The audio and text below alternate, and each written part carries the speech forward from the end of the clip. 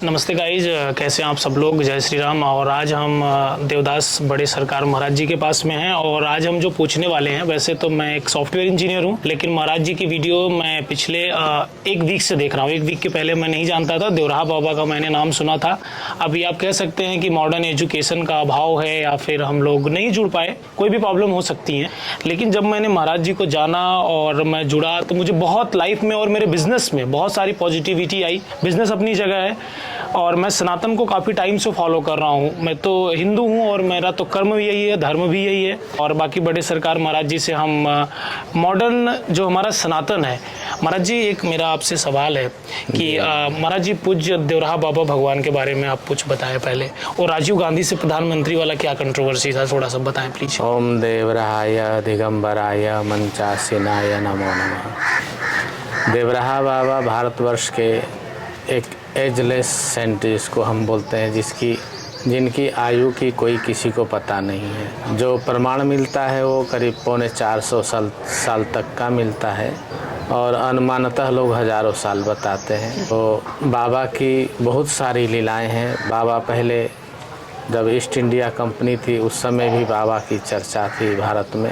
बड़े बड़े लॉर्ड भी बाबा के दर्शन किया करते थे। भारतवर्ष के बड़े बड़े राजा महाराजा घराना जितना है अभी भी वो लोग यहाँ आते हैं, बाबा से जुड़े हुए थे। और जैसे नेहरू परिवार है, गांधी जी को अब गांधी परिवार बोलते हैं, वो लोग भी बहुत समय से बाबा से जुड़े हुए हैं। तो इंदिरा गांधी भी बाबा के पास हमारे सामने भी कम से कम 10-15 बार आई होंगी हो। और संजय गांधी, राजीव गांधी, ये सभी बाबा के पास आते थे। तो जब राजीव गांधी जी प्राइम मिनिस्टर थे, ये शायद 89 की बात होगी हमारे ख्याल से, तो वो बाबा के दर्शन करना चाहते थे। तो पहले तो उन्होंने ऐसा, बूटा सिंह जी थे उस समय गृह मंत्री, तो वो भी बाबा के दर्शन करते थे। तो उनको भेजा कि बाबा को दिल्ली लेके आओ। तो वो आए, बाबा से प्रार्थना की। बाबा मना कर दिए, बच्चा मैं दिल्ली जाके क्या करूँगा। तो बोले कि राजीव जी दर्शन करना चाहते। तो बाबा बोले, अरे बच्चा, उसको दर्शन करना है, यहाँ के दर्शन करे। वो हमें बुला के वहाँ दर्शन करेगा तो उसकी महिमा है या हमारी महिमा है। उसको बोल दो यहाँ के दर्शन करे। उन्होंने जाके बताया होगा। तो फिर उन्होंने मन बनाया कि मैं वृंदावन जाके बाबा का दर्शन करूं। यहाँ दर्शन के लिए आने के लिए उन्होंने खबर भेज दिया है मथुरा में। उस समय नारायण दत्त तिवारी जी यहाँ के मुख्यमंत्री थे, तो पहले आ गए तिवारी जी। वो बहुत पहले से बाबा का दर्शन यंग एज से करते थे वो। तो तिवारी जी बोले कि ऐसे ऐसे राजीव जी की इच्छा हुई है, मैं तैयारी में लग रहा हूँ। तो बाबा बोले, बच्चा तैयार हो जाओ, मैं तो तैयार बैठा हूँ यहाँ पे। तो जब उनको आना हुआ तो यहाँ पे 2 वृक्ष थे बबूल के बड़े बड़े, हेलीपैड बनाना था उनके लिए। तो उन्होंने, अधिकारियों ने बोला कि इन वृक्षों को काटना पड़ेगा। बाबा ने मना कर दिया कि नहीं बच्चा, ये वृक्ष नहीं कटेंगे, वो आना है आवे, नहीं आना है मत आवे। उन लोगों ने पूछा, बाबा ये वृक्ष ऐसे है क्या इन वृक्षों में? बाबा ने बोला, बच्चा ये वृक्ष तुम्हें देखने में साधारण लग रहे हैं, ये हजारों साल से यहाँ तप कर रहे हैं ब्रजमंडल में। बच्चा, इनको काटने से सबका नुकसान होगा। तो बाबा ने काटने नहीं दिया उन वृक्षों को। फिर राजीव जी को तो आना ही था, तो हेलीपैड थोड़ा दूर बनवाया गया। आए, बाबा के दर्शन किए और दर्शन करके करीब 1.5-2 घंटा तक बाबा के सामने रहे। उन्होंने बहुत सारे प्रश्न किए देश के बारे में। बाबा ने उनको आदेश दिया कि राम जन्मभूमि की जो पूजा बंद है उसको खोलो, ताला खोलो। तो थोड़ा दिक्कत महसूस कर रहे थे, लेकिन उन्होंने बाबा की आज्ञा का पालन किया। यहाँ से जाने के बाद उन्होंने नारायण दत्त तिवारी जी को आदेश दिया, खुलवाओ, पूजा होना चाहिए। महाराज जी, एक मैं छोटा सा आपसे इंटरप्ट करूंगा थोड़ा शॉर्ट में ही, ताकि चीज़ों को मैं कवर कर पाऊँ। महाराज जी, एक अटल बिहारी वाजपेयी वाला किस्सा क्या था, हमारे जो प्राइम मिनिस्टर थे, थोड़ा सा शॉर्ट में उनके बारे में बताइए। अटल बिहारी वाजपेयी जी स्टूडेंट लाइफ से ही बाबा से जुड़े हुए थे और जब कांग्रेस से अलग हुए वो, तो उन्होंने बाबा से आदेश ले करके अलग हुए। क्योंकि जितने भी कांग्रेस के नेता थे, बाबू जगजीवन राम जी से लेकर के ज्ञानी जैल सिंह भी आए बाबा के दर्शनों में। करीब 99% सभी आते थे। इवन मुसलमान नेता थे वो भी आते थे बाबा के दर्शन में। बलराम झाखड़ जी थे, ये सभी आते थे। भजन लाल जी थे, वो अलग हुए तो उन्होंने बाबा से प्रार्थना किया कि बाबा, मैं भारतवर्ष के लिए मेरी जो इच्छा है कि मैं पुराना भारतवर्ष को वापस लाना चाहता हूँ कि हम लोग आज़ाद तो हो गए परंतु हम लोगों को आज़ादी मिली नहीं है।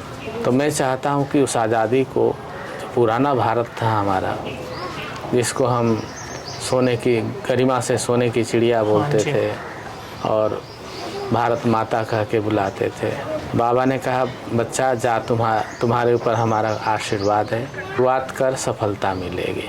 तो फिर उन्होंने कहा बाबा मैं चुनाव चिन्ह रखना चाहता हूँ, क्या रखूँ? तो उस समय बाबा ने एक श्लोक बोला, शांताकारं भुजगशयनं पद्मनाभं सुरेशं विश्वाधारं गगनसदृशं मेघवर्णं शुभांगं लक्ष्मीकान्तं कमलनयनं योगविद्यानगम्यं वंदे विष्णुं भवभयहरणं सर्वलोकैकनाथं। तो बाबा ने कहा बच्चा, भगवान विष्णु के नाभि से क्या निकला है? तो उन्होंने बोला कमल निकला है। तो कमल पे कौन बैठता है? ब्रह्मा जी बैठते हैं। बच्चा वही कमल रख दो। बाबा थोड़ा पूरब की भाषा में बोलते थे। महाराज जी देवरिया से थे, देवराहा बाबा जी ना? नहीं, देवरिया में बाबा का मचान रहता था। बाबा कम से कम 250 साल तो पूरब के गोरखपुर, देवरिया और ये इधर में रीवा स्टेट है, चित्रकूट। अच्छा महाराज जी, एक बड़ा मॉडर्न सा सवाल है जी, पहले हम थोड़ा सा खत्म कर लेते हैं। बिल्कुल, बिल्कुल। कांग्रेस का जो पार्टी का चिन्ह है वो भी बाबा जी ने दिया था? बाबा नहीं दिया। और बीजेपी का जो कमल है ये भी बाबा जी ने दिया। बनारस में इंदिरा जी को दिया, बाबा ने हाथ दिया था। महाराज जी, अभी मैं जैसे ही मैं वृंदावन में मैं एंट्री किया, मैं इस धरती को पवित्र मानता हूं क्योंकि मैं यूपी में पैदा हुआ और वर्ल्ड फोरम में अपना बिजनेस कर रहा हूं, अपनी इंडस्ट्री भी चला रहा हूं। जो मैं चला पा रहा हूं, जो मैं सेवा कर पा रहा हूं, वो सेवा भी कर रहा हूं। आरोप प्रत्यारोप लगते रहते हैं हर व्यक्ति पे। लेकिन एक बहुत बड़ी समस्या ये है कि हमारा जो युवा है उसमें हम सब आते हैं, हम लोग ब्रह्मचर्य का पालन नहीं कर पाते हैं, जिससे हमारे अंदर, हमारे बहुत सारे भाइयों में अनेक प्रकार की जो है आप कह सकते हैं कुरीतियां आ जाती हैं, जिससे हम लोग सुधार नहीं करते हैं। और इस मार्ग में हम लोग अगर आना भी चाहते हैं तो आज का ये जमाना है इंस्टाग्राम रील्स का, आजकल तो बड़े सारे बाबा भी आप देखते हैं फनी रील्स वगैरह वायरल होती रहती हैं। तो कहीं ना कहीं जो हमारे अध्यात्म गुरु हैं, जिन्हें हम भगवान मानते हैं या फिर हम उनसे बहुत सारी चीजें सीखते हैं, उनका क्या दायित्व बनता है? क्या ऐसी रील्स आनी चाहिए या नहीं आनी चाहिए, या फिर इन पे क्या होना चाहिए? बिल्कुल नहीं आनी चाहिए, जिससे हमारे समाज पे निगेटिव इफेक्ट आए।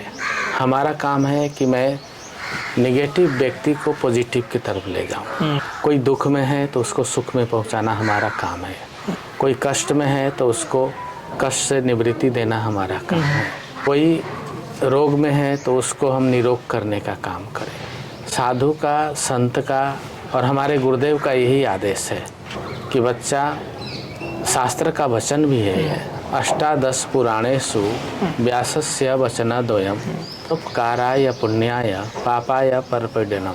हमेशा संत को परोपकारी होना चाहिए।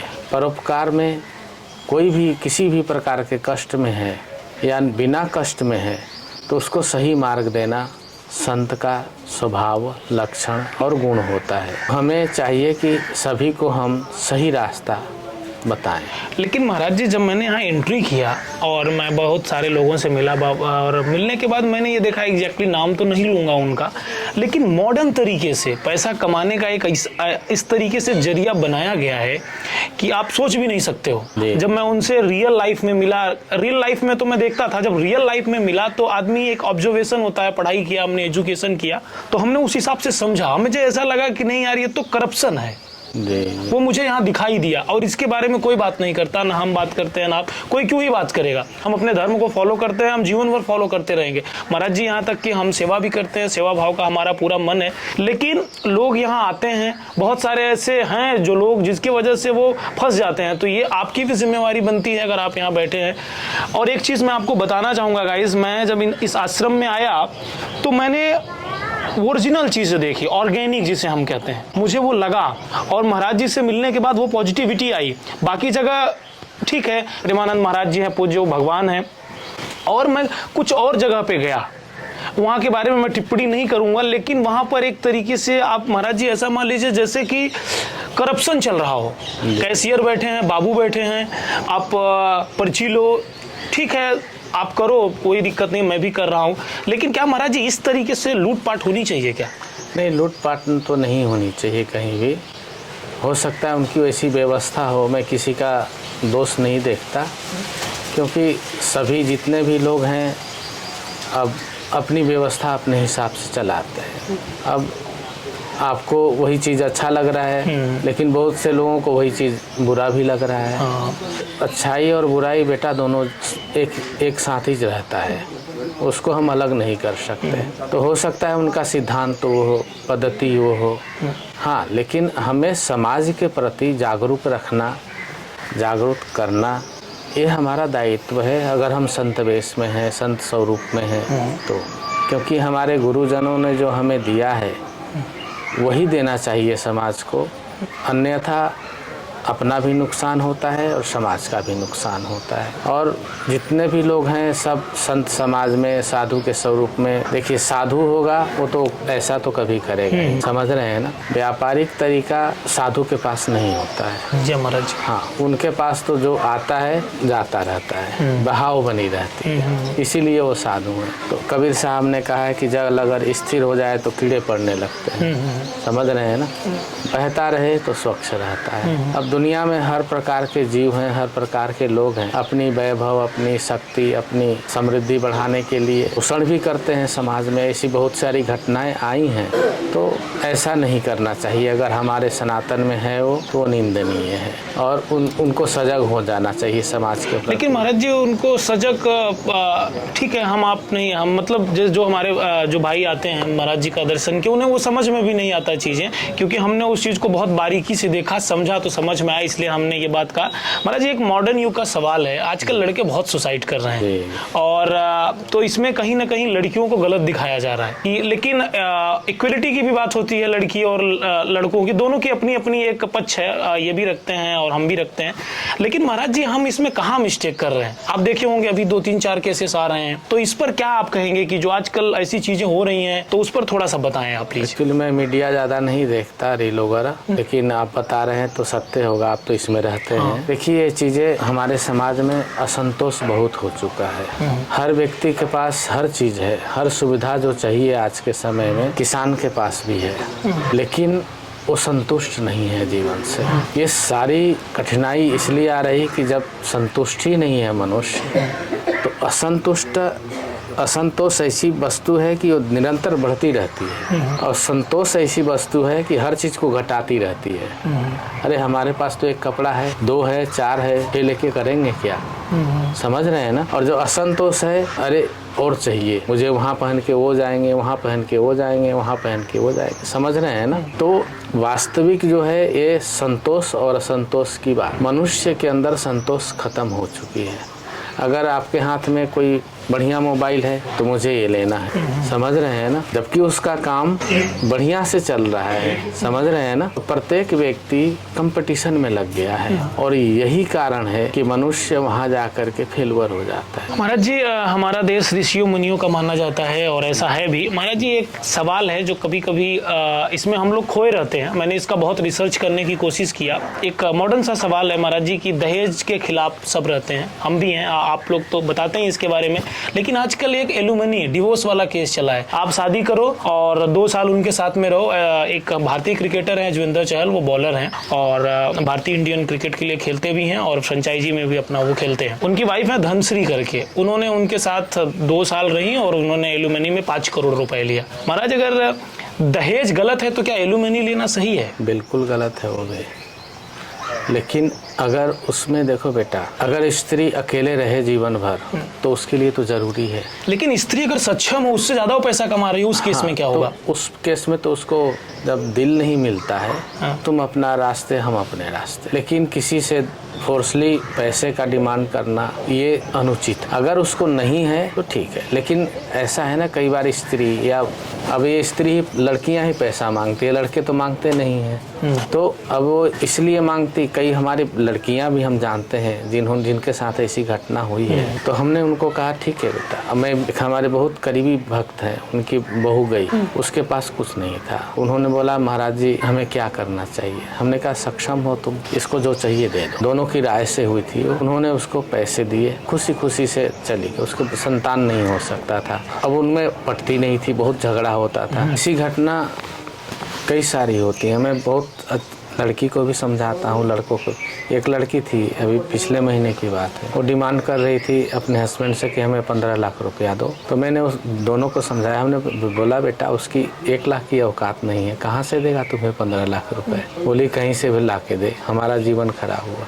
तो अब उसकी औकात नहीं तो लड़का करेगा क्या। तो ऐसी स्थिति में फिर मैंने उस लड़की को बहुत अच्छे से, उसके माता पिता को भी समझाया। फिर वो मान गए तो उनका हो गया, निवारण हो गया, दोनों अलग हो गए। तो ऐसे समाज में जो प्रबुद्ध लोग हैं, शिक्षित लोग हैं, ऐसे लोगों को समझाना चाहिए कि ऐसा ना करें। लेकिन महाराज जी अब समझना बहुत दूर की बात है। अब लोग अपने आप को इंडिपेंडेंट समझते हैं। माँ बाप की भी बात मानना तो आप छोड़ दीजिए, उसके बारे में सोचते भी नहीं है। आप महाराज जी एक वो घोस्ट वाली जो एक मैंने आपका अभी देखा, एक रील्स में आ रहा था, वो घोस्ट वाली बाबा के क्या स्टोरी थी, थोड़ा सा बताइए। कौन सी? कई सारी। अरे वो मतलब कि बाबा जी ने आपको, आप कोई प्रेत थार होता, मैंने ऐसे सुना था रील्स में। जमुना जी के उस हाँ, जमुना जी के उस पर। ये कहानी है 1986 की। बाढ़ खत्म हुआ था, मतलब कार्तिक का महीना समझ लीजिए। तो जमुना के उस पार में रात को रोने की आवाज़ आती थी। तो हम लोग कई दिनों से सुनते थे। फिर हम लोग टॉर्च लगा के देखें, कहीं कोई दिखे नहीं। फिर बाबा को बताया। बाबा ने बोला अरे बच्चा वो प्रेत आत्मा है, दुखी है और रो रहा है। तो हमने कहा बाबा उसका उद्धार कर दिया जाए, तो भगाया जाए यहाँ से हम लोग। अच्छा एक मिनट, बाबा को प्रेत की भी आवाजें समझ में आती है, ऐसा मैंने विकिपीडिया पे पढ़ा। हर चीज, और जानवरों की भी आवाज, एनिमल्स की भी आवाज बाबा सुन पाते थे। सभी चीजों की आवाज, हर पशु पक्षी की भाषा जानते थे बाबा। मैं एक घटना और बताऊंगा पशु के बारे में। तो बाबा ने कहा बच्चा उसको मुक्त तो कर देंगे, उसे प्रसाद देना होगा। हमने कहा दे देंगे। मैंने सोचा देना होगा मतलब ऐसे ही दे देंगे। बाबा बोले ये ले, बतासा दिए और बोले कि और एक जल दिए। जाकर रात को दिए बाबा कि 10:30 के करीब, जाके उस प्रेत को देख के आओ। तो मैंने बोला बाबा को कि इतनी रात को उसको देख के आना, थोड़ा घबराया। अब कुछ उल्टे भी आप बुला रहे थे भूत। स्वाभाविक है घबराना। बाबा बोले नहीं बच्चा तू जाके देख के आओ, उसका उद्धार हो जाएगा, मेरी आज्ञा है। तो हमने कहा आज्ञा है तो मानना ही पड़ेगा। गए नाव पे। फिर बाबा बोले कि तुम अकेले जाओ। तो बहुत ज़्यादा डिस्टेंस नहीं थी, जमुना जी जैसे अभी दिख रही वैसे ही थी। तो मैं गया, भय तो था ही मन में, एक स्वाभाविक होता है, भय बना हुआ था। तो बांस से नाव चला के लेके गए। नाव जाके एकदम किनारे में टकरा गई। मतलब इतना भी वो नहीं था कि नाव अब पहुंच चुका है मेरा। जैसे ही टकराई तो मैं प्रसाद दिया। मैंने कहा भूत भाई ये बाबा ने प्रसाद भेजा है आपके लिए, आप इसको ले लीजिए और यहाँ रोना छोड़ दीजिए, आप चले जाइए। ये करके फिर मैं तुरंत वापस हुआ। इतना लगा कि जैसे नाव में पीछे बैठ गया है, ऐसा भय हो गया मन।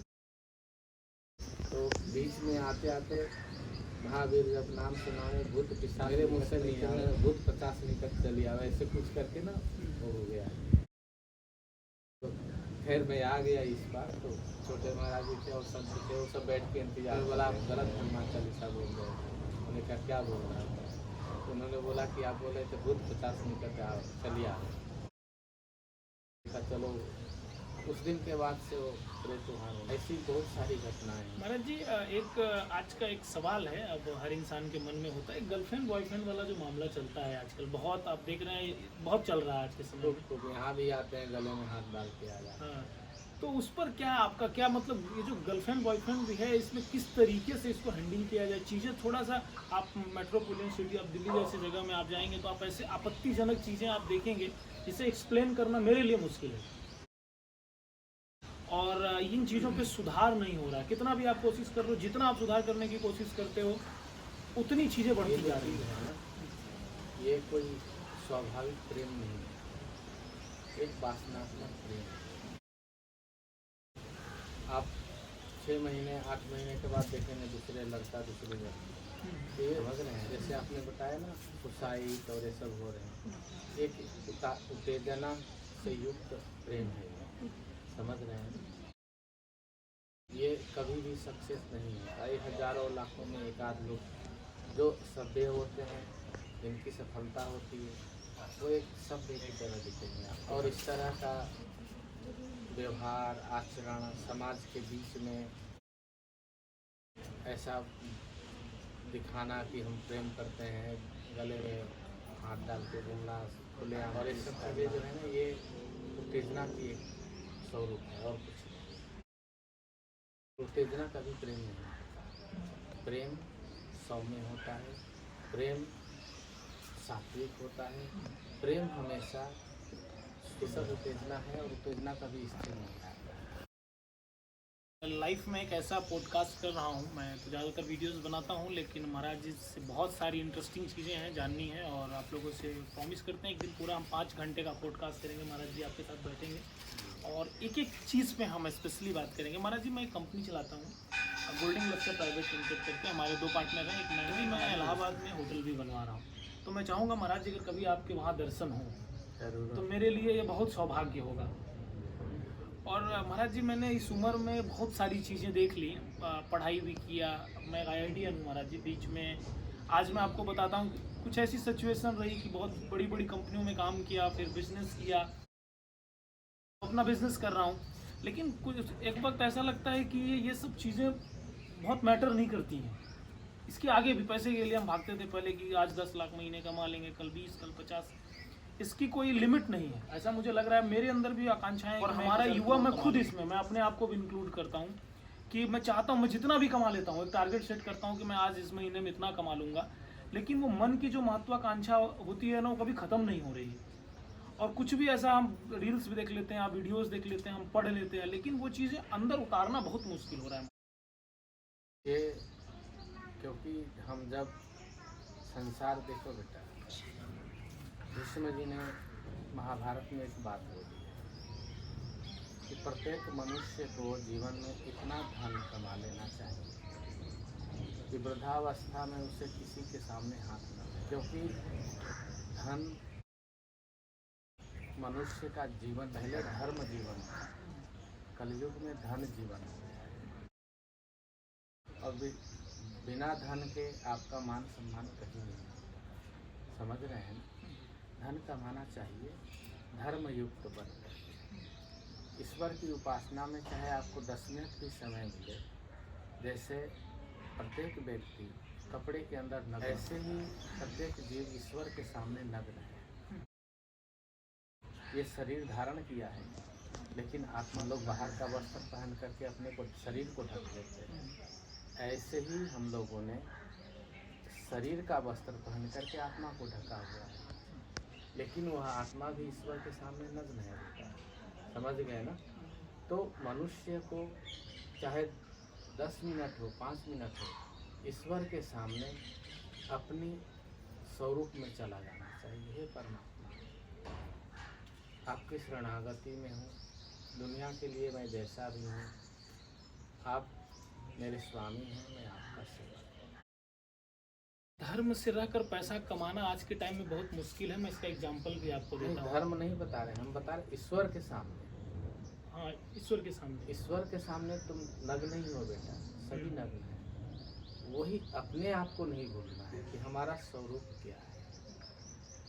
कम पैसे कमा रहे हैं आप, कमाइए, लेकिन अपने स्वरूप को मत भूलिए, समझ रहे हैं ना? अपने वास्तविकता को मत भूल जाइए। जब आप अपने वास्तविकता को भूल जाएंगे तो आप बह जाएंगे भौतिक में, और फिर उसमें अता पता भी नहीं रहता कहाँ गए। महाराज जी आज का हाल ये है कि आप अगर करप्शन हम देखें, मैं ऊपर से लेके नीचे तक है, हम बहुत बड़ी MNC कंपनी में चला रहे हैं, या फिर MNC कंपनी में हम कहीं ना कहीं जो प्रोडक्ट बेचा जा रहा है, एक्चुअल में वो प्रोडक्ट है भी नहीं, प्रोडक्ट सेल किया जा रहा है और हमें बेचने के लिए पैसा दिया जा रहा है। तो अपराधी तो मैं भी हूँ, जो बेच रहा है वो भी अपराधी है, और जो ले रहा है वो भी कहीं से कमा रहा है। तो सारी चीज़ें कहीं ना कहीं महाराज जी एक दूसरे के इर्द गिर्द घूम रही। इस चीज़ें में नहीं समझ में आता कि आदमी धर्म से कैसे कमाए, कि उसको मतलब इसका एक मार्गदर्शन करें आप। धर्म से तो देखिए, आप धन कमाना चाहें तो कटोरा लेके ही घूमना पड़ेगा, समझ रहे हैं ना? हाँ महाराज जी। हमारा उद्देश्य है कि जो भी तुम कर रहे हो अनुचित, बहुत अनुचित मत करो। अपना मेहनत करके तुम पैसा ले रहे हो, ठीक है, अब हमें पता है कि ये चीज़ प्रोडक्ट गलत है, अब उसके आप एडवर्टाइज कर रहे हैं या जो भी कर रहे हैं, आप उसको भिजवा रहे हैं, समाज उसको ले भी रही है। अब उसमें दोषी तो हैं आप, तभी तो मैंने कहा कि परमात्मा के सामने अपने आप को कभी छुपाओ ही मत। हे प्रभु, हम जो कर रहे हैं या समाज में हम रह रहे हैं, हमारा वास्तविकता आप जानते हैं। मनुष्य को अपने वास्तविकता से दूर नहीं होना चाहिए। आज वो गलती कर रहा है, उसको पता है, जब हमेशा वास्तविकता का साथ देगा वो, तो कल साधुता की तरफ मुड़ सकता है। समझ रहे हैं ना? अगर वास्तविकता में नहीं है वो, तो फिर वो पूरा का पूरा अंत में उसको बहुत कष्ट उठाना पड़ता है। समझ गए ना? इसीलिए हमेशा मनुष्य को चाहिए नित्य सोने से पहले 10 मिनट उसको आत्मग्लानि कह लीजिए, प्रार्थना कह लीजिए। समझ रहे हैं ना? एक बीज तो बोया हुआ है, आपके अंदर पड़ा हुआ है ना। बाबा बोलते थे, बच्चा, हमने बोला कि बाबा आपने इसको मंत्र दे दिया है, ये बहुत नास्तिक आदमी है। अरे बच्चा, इसके अंदर बीज पड़ गया, समय आने पे वो अपने आप अंकुरित हो जाएगा, और वो व्यक्ति वास्तव में अंकुरित हो गया। समझ रहे हैं ना? तो प्रार्थना जो है बेटा, हमारे अंदर की बीज जो आत्मा है ना, उसको सींचना है। तो परमात्मा के सामने नग्न होकर के, जैसे नग्न होने का मतलब है कि हे स्वामी, आप हमारे वास्तविकता को जानते। समझ गए ना? हम आपके शरणागति में हैं, हमारे अपराधों को क्षमा करें। तो वही बीज जो है ना, जैसे आप बोल रहे हैं ना, हम उससे संतुष्ट नहीं हैं, तो आपके भी बीज अंकुरित हो रही है। थोड़े दिन बाद हो सकता है उसमें पत्ते आ जाएं, तो फिर इन चीज़ों का छोड़ देंगे। समझ रहे हैं ना? अगर अंकुरित ही नहीं हो रही है, बीज वैसे ही पड़ा हुआ है, कहते ना ऊसर भूमि में पड़ा हुआ है, रेत में पड़ा हुआ है, तो कभी भी अंकुरित नहीं होगा। महाराज जी, हमारे पिताजी, अभी हमारे पिताजी का कान का ऑपरेशन हुआ है, वो अध्यात्म की ओर बहुत, हम लोगों को उन्होंने बहुत अच्छा एजुकेशन दिया, हम लोगों ने अच्छा एजुकेशन लिया। तो हमारे पिताजी के लिए महाराज जी कुछ कह दीजिए, वो आपको बहुत सुनते हैं और हम उन्हीं के मुख से आपको जाने। राधे राधे बालकृष्ण जी, बाबा की असीम कृपा आशीर्वाद है आपको। आपके पुत्र आपके द्वारा सिखाई हुए दिशा में चल रहे हैं। आपका और इनका दोनों का कल्याण हो। आप बाबा का स्मरण करते रहिए, ईश्वर चिंतन करते रहिए, और ये आपको यहाँ लाएंगे बाबा के दर्शन करवाने के लिए। गुरुदेव की असीम कृपा है। श्री राधे श्री राधे श्री राधे। तो गाइस, चलिए इसी के साथ हम इस पॉडकास्ट को समाप्त करते हैं। महाराज जी, एक और सवाल, प्रेम विवाह सही है या गलत? शास्त्रों में वर्णन है, प्रेम विवाह आज से नहीं सदियों से होता आ रहा है, लेकिन प्रेम विवाह उचित तब है जब पूरी आत्मीयता के साथ हो। समझ गए ना? अगर कोई स्वार्थ को लेके हो तो वो प्रेम विवाह नहीं है। आत्मीयता। महाराज जी से मिल करके और सच में बहुत धन्य फील किया मैंने अपने आप को। और फिर मिलेंगे महाराज जी से। महाराज जी, हम बहुत जल्दी फिर आएंगे गुरुकुल और आपका फिर आशीर्वाद लेंगे।